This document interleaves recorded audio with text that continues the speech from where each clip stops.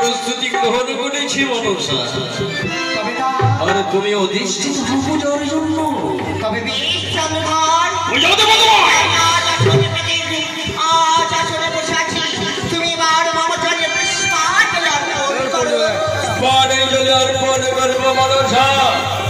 দেখে নাও, তোমার জন্য তোমার পুষ্পর চলে গিয়েছে, তোমার চোখে অর্পণ করার জন্য নয়, তোমার এই কামকে হওয়ার জন্য।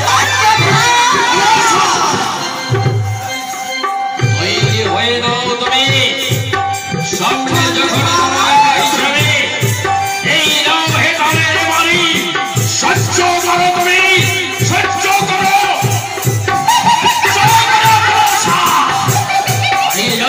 তুমি এসো সামনে এসো, সেই পুজো দেবো তোমায়, এই জশ্রী দিয়ে সেই দিন যেমনি হবে তোমার অন্তরে পেয়েছি।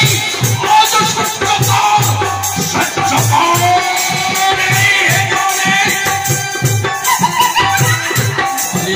তুমি পালাতে পারবে না, বলো সব তুমি পালাতে পারবে না, সহ্য করতেই হবে। সহ্য কর।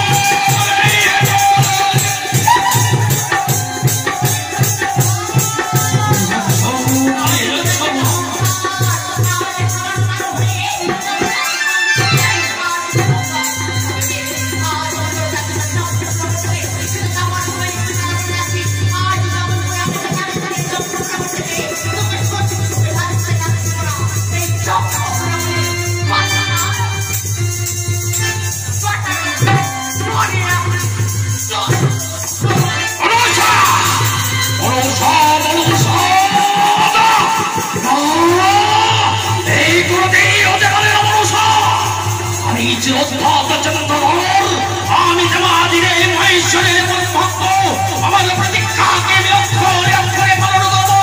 যা দেব যা ছিলে শুরু করি, যা দেব জীবন তোমার মতো চেষ্টাকারী।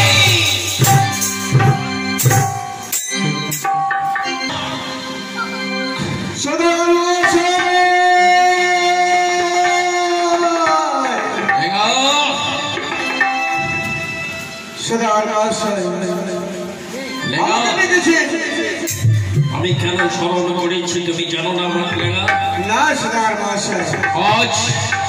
আজ তোমাকে একটি কাজ করতে হবে। লেগা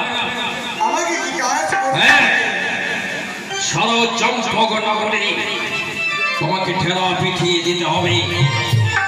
এই চম্পকনগরের মানুষ কেউ যেন মনসা পুজো করতে না পারে, কেউ মনসা ঘর প্রতিষ্ঠা করে আর যেন পূজা অর্চনা না করে, আর যদি কেউ আমাকে অবজ্ঞা করে ওই মনসা ঘর প্রতিষ্ঠা করে আর পূজা অর্চনা করে তাহলে তাকে থেকে বিতাড়িত করবো আমি তাই করবো। মাথা নেড়া করে দেব। যাও যাও লেগে যাও, সারা রাজ্যে এই মুহূর্তে ঘোষণা করে দাও, স্তব্ধ করে দাও সারা রাজ্যকে, মনসা পূজাকে স্তব্ধ করে দাও, ছুঁয়ে ফেলে দাও মনসাকে, জানিয়ে দাও সারা চম্পকনগরে।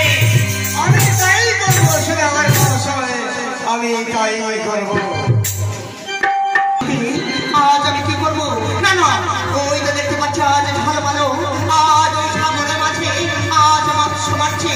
না আমি এই মুহূর্তে যাবো ওই ভালো ভালোর কাছে, আজ ভালো ভালোর কাছে গিয়ে নেব পুষ্পাঞ্জলি।